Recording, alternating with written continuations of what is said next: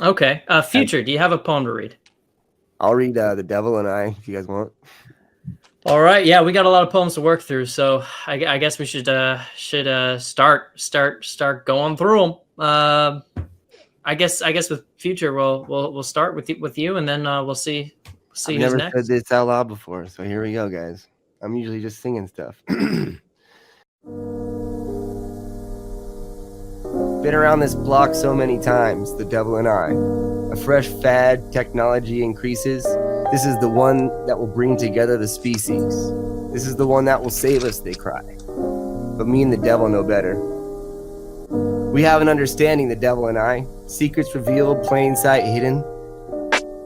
In pages other folks call forbidden. They'd rather memorize headlines. We just sigh and let them, because me and the devil know better. Every new network for worn out minds, our attention is the electricity that powers up each new Frankenstein, gives life to the monstrosity. So, we mainly keep to ourselves these days, the devil and I. We're creeping up and through the banks of trout streams and synthesizer menus. If there were gods, we might give thanks, but me and the devil know better. That's it.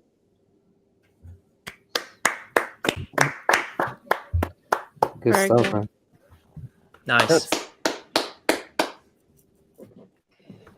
I linked the poem in the chat if anybody wants to read it.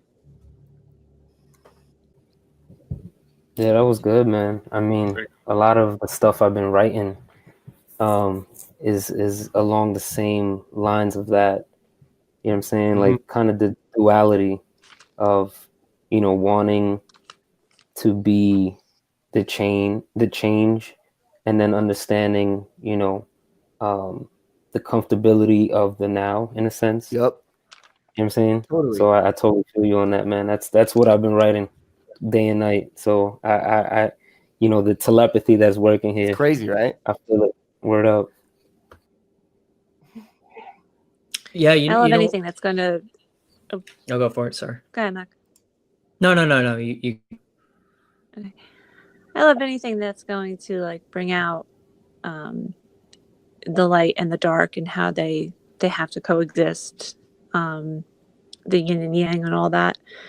I really I try to do that in a lot of my poems because I mean I want to explore my dark side, which I certainly have, but at the same time I don't want to kind of fall under that that dark, ominous cliche, so to speak, Well, it's like we were saying earlier, like you shine a light on it and it's, nothing's like ever as hard as it ever seemed, We always freak out about shit that doesn't fucking matter. And it's like I grew up so Christian. Yep. And so it's just fun to me because I don't believe in anything, really. I'm just open to whatever. Free thinker. Proof I'm into it. But I like talking about the devil and putting pentagrams and all my shit because I think people should try to feel uncomfortable. It doesn't mean anything to me. And it's just hilarious about how much it offends other people. And it doesn't even matter. So I just like to just talk about it like that. It's funny that you mentioned that. You guys, have you heard? I forget the name of the person who said it, but he said, "Our art should comfort the disturbed and disturb the comfortable." Yeah, good shit. Yep. I like Word that. up. It sounded exactly like what you were just saying. You can sense the intent. Yeah.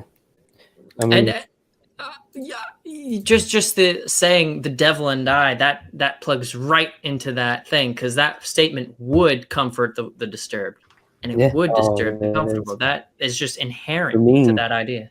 Yeah. Nice. Word up, man. Kind of reminds me of like my reality. I come from a family of mostly born again Christians. And I got like stacks of books on paganism and witchcraft in my home that whenever my family's over, I feel like I have to hide. Yo, that's funny as hell. That makes three of us because I come from a very religious background too. So I do the same thing just to provoke. I mean, we're all, we're all provokers in a way, you know what I'm saying, as poets, as free thinkers.